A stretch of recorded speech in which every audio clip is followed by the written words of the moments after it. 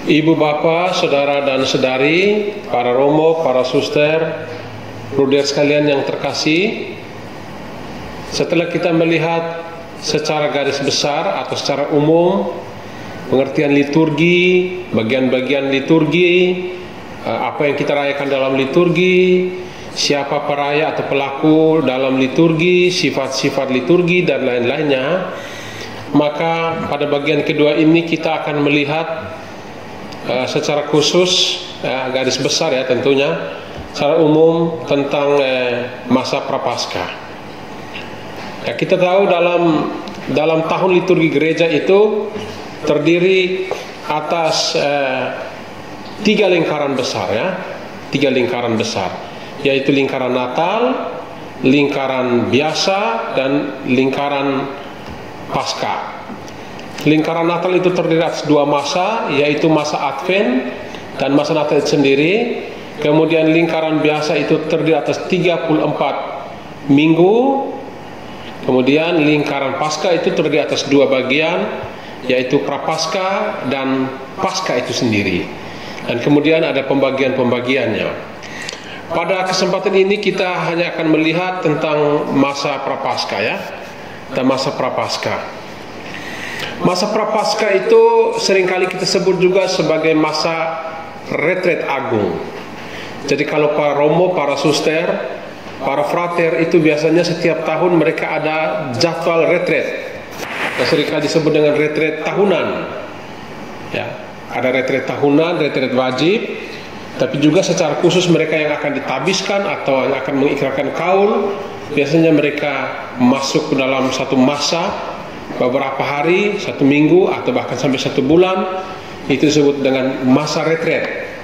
Tapi sebagai orang Katolik, kita juga memiliki satu masa di mana seluruh kita orang Katolik itu mengadakan retret secara bersama, yang kita sebut sebagai retret agung. Dan kapan kita retret itu adalah selama masa Prapaskah itu ya. Jadi masa Prapaskah adalah masa retret bagi kita semua. Itu sebabnya selama masa Prapaskah di hampir semua paroki tidak diizinkan adanya kemeriahan apapun. Tidak ada pesta ya, tidak ada perayaan-perayaan besar yang berkaitan dengan misalnya penerimaan komuni pertama, nikah dan sebagainya. Supaya apa? Menekankan aspek penting dari masa retret. Karena salah satu poin yang penting dalam retret itu adalah menjaga keheningan.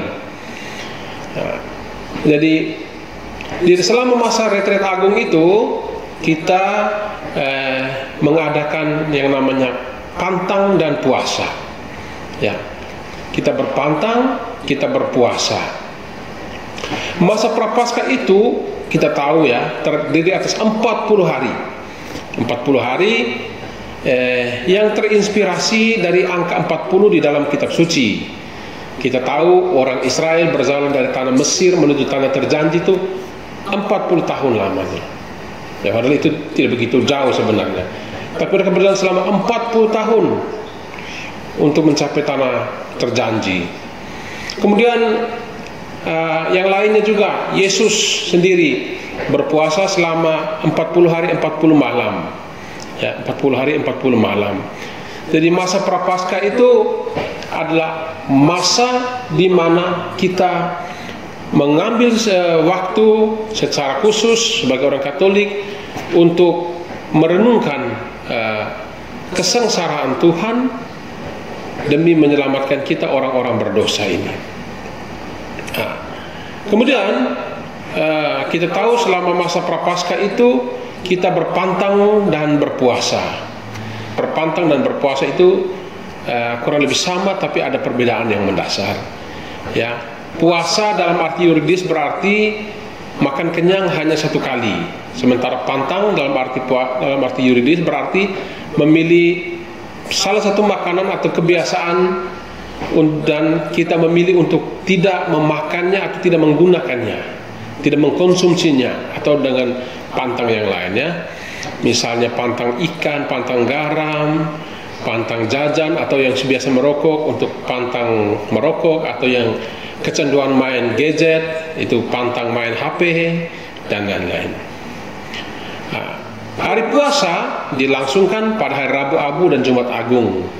Sementara hari Pantang dilangsungkan pada hari-hari selama masa Prapaskah itu, tapi secara khusus pada setiap hari Jumat.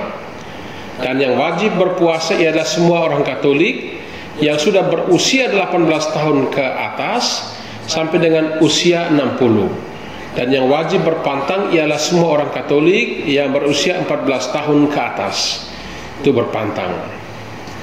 Kemudian selama masa Prapaskah, kalau kita lihat itu warna liturginya ungu. Imam menggunakan kasula berwarna ungu. Dia tahu ada banyak-banyak, ada rupa-rupa warna liturgi ya, dengan simbol dan maknanya. Warna hijau itu dipakai pada masa biasa yang melambangkan kehidupan atau kesuburan, ya, seperti rumput yang selalu kena air, selalu disiram, dia akan hijau, dia bertumbuh dengan subur, itu melambangkan kehidupan. Warna merah itu melambangkan keberanian, ya, darah, kemartiran, dan juga melambangkan Roh Kudus. Warna putih itu putih atau kuning itu melambangkan kesucian atau kemuliaan, ya, kemenangan. Dan warna ungu itu melambangkan pertobatan, penyesalan atau kedukaan. Selama masa Prapaskah kita mengimam atau kita semua, ya, tidak kita semua bukan berarti bahwa semua kita harus pakai baju warna ungu, tapi warna liturgi adalah warna ungu, ya. Imam menggunakan stola dan kasula berwarna ungu. Ada kebiasaan di beberapa tempat di mana orang juga menghias atau mendekor seluruh altar dengan warna ungu. Itu tidak salah tapi tidak wajib, ya. Tapi di samping altar atau di depan boleh berwarna ungu, tapi di atas kain yang menutup meja altar harus selalu berwarna putih. Tapi prinsipnya tidak wajib. Kalau ada kain ungu silakan, kalau tidak warna putih tidak menjadi masalah. Kemudian kita tahu masa Prapaskah itu dimulai pada hari Rabu Abu. Bagaimana kalau kita lihat tanggal Rabu Abu setiap tahun itu berbeda. Tapi untuk mengetahui tanggal Rabu Abu itu bagaimana, hitung saja dari hari Paskah, hitung ke belakang 40 pasti dapat Rabu Abu tanpa menyertakan hari Minggu, ya. Dalam misa Rabu Abu itu dahi kita ditandai dengan abu dari sisa pembakaran daun palma dari tahun sebelumnya, ya. Penandaan dengan abu ini itu melambangkan kerendahan hati kita di hadapan Tuhan, ya. Kita tahu misalnya dalam perjanjian lama ketika Raja Daud menyesal karena dia telah melakukan dosa dengan mengambil itu Batseba, istri Uria, menjadi istrinya. Dia selingkuh dengan istri orang, lalu kemudian mengatur skenario supaya sang suami terbunuh, lalu kemudian dia merampas istri orang. Kemudian ditegur oleh Nabi Nathan, ya. Kemudian dia menyesal dan dia menaruh abu di kepalanya. Jadi abu itu melambangkan kerendahan hati. Abu itu melambangkan penyesalan. Jadi kalau kita perhatikan dalam misa Rabu Abu itu dahi kita ditandai dengan abu sambil imam berkata, bertobatlah dan percayalah kepada Injil. Atau dengan formulasi yang lain, kamu berasal dari abu dan akan kembali menjadi abu. Nah, saudara dan saudari sekalian yang terkasih, masa Prapaskah adalah masa yang disiapkan oleh gereja bagi kita untuk merenungi perjalanan hidup kita, untuk melihat sejauh mana kita hidup di hadapan Tuhan. Apakah kita sudah menjadi anak-anak Allah yang baik atau sebaliknya? Maka gereja memberikan kepada kita satu masa yang cukup panjang, yaitu 40 hari 40 malam untuk melakukan pertobatan, ya. Kemudian ada satu hal yang menarik pada hari Minggu pertama, ya, dalam masa Prapaskah itu, ya, di bagian lagu pembuka itu biasanya dinyanyikan itu litani para kudus, ya. Tuhan kasihanilah kami, Santa Maria doakanlah kami, dan seterusnya. Nah, kita tentu bertanya, mengapa pada hari Minggu ini secara khusus pada masa Prapaskah, hari Minggu pertama masa Prapaskah ini dinyanyikan litani. Jawabannya pertama itu diatur dalam dokumen liturgi, ya, pedoman Paskah dan persiapannya. Dikatakan jika mungkin lagu pembuka pada hari Minggu pertama masa Prapaskah dinyanyikan litani. Tentu mengapa, alasannya apa?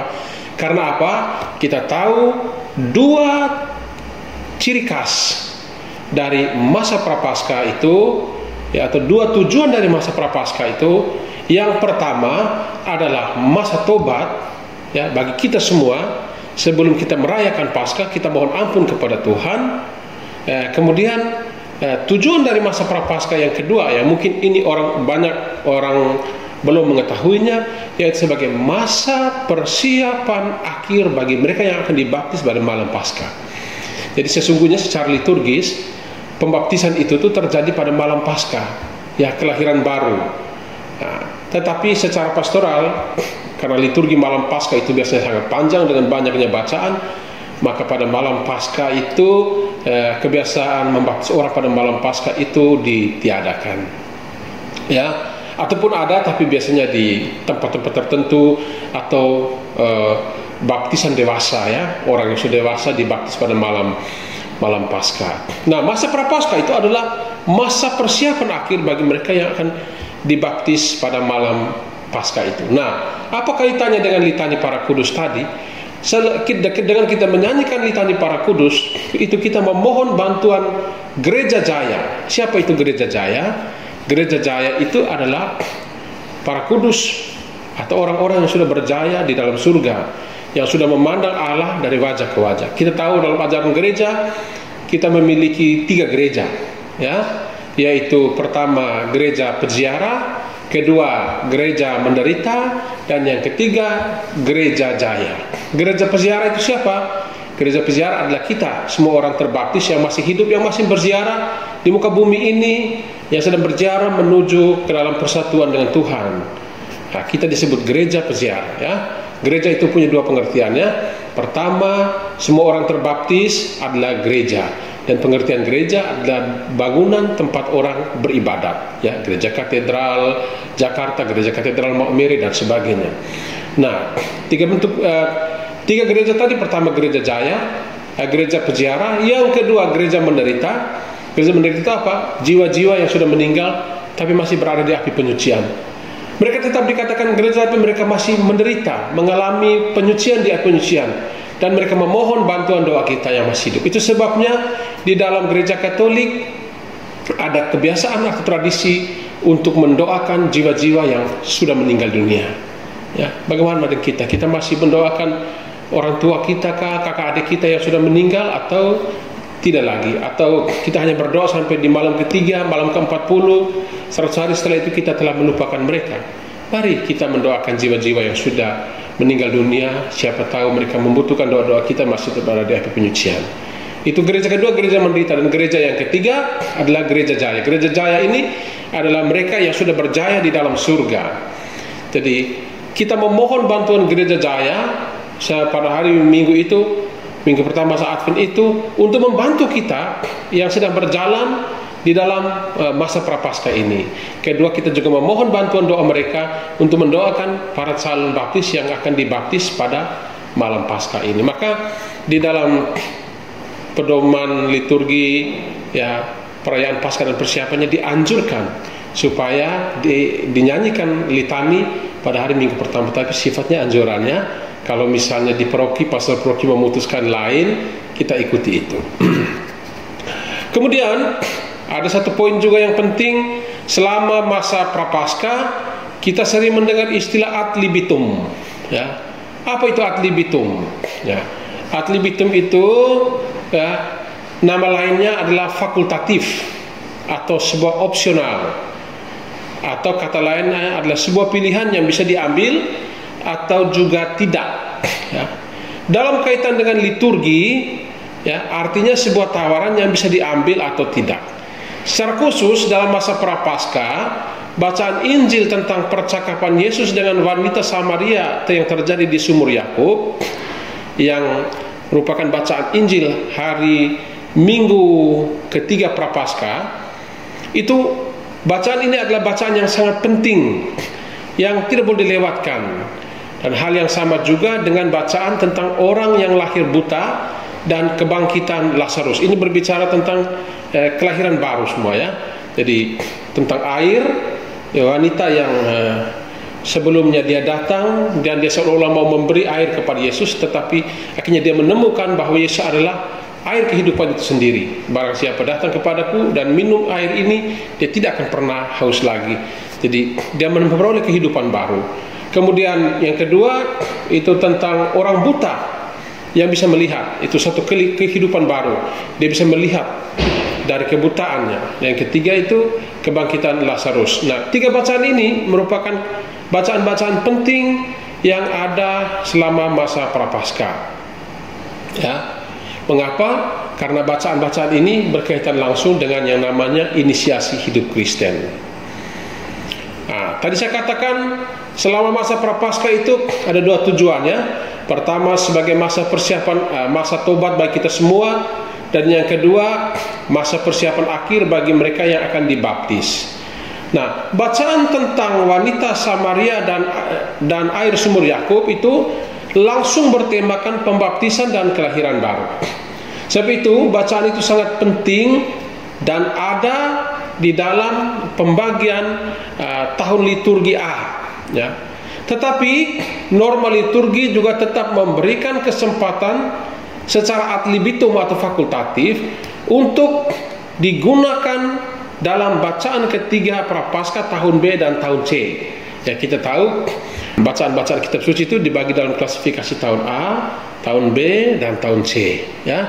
Tahun A itu hampir semua bacaan itu dalam hari Minggu itu diambil dari Injil Matius, tahun B Markus, tahun C Lukas, ya.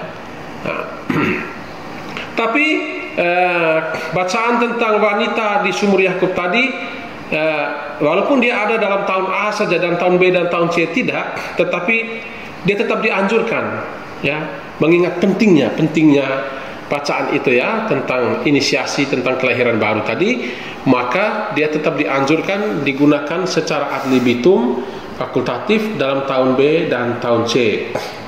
Nah, itu sebabnya kalau misalnya bacaan yang tentang wanita dan Yesus, percakapan Yesus dan seorang wanita Samaria di sumur Yakub tadi tidak dibacakan pada hari Minggu di tahun B atau tahun C sebagai sebuah anjuran, jika tidak dibacakan, maka bacaan itu, ya, dapat dipindahkan kepada di satu hari biasa dalam pekan itu, ya, dalam pekan di minggu ketiga itu. Itu sebabnya seringkali di buku kita bisa melihat ada perbedaan antara di kalender liturgi dan di buku Rua. Ini di sini petunjuk lain, tapi di buku Rua itu Injilnya lain, atau di sini petunjuknya lain, di sana lain. Itu mengapa?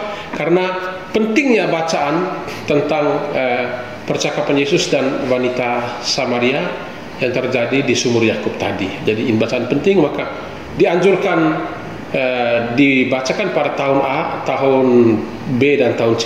Tapi kalau tidak sempat, dibacakan pada salah satu hari di dalam pekan itu. Nah, saudara dan saudari yang terkasih, itu beberapa hal yang dapat kita ketahui atau dapat saya bagikan kepada kita berkaitan dengan masa Prapaskah ini. Kurang dan lebihnya demikian.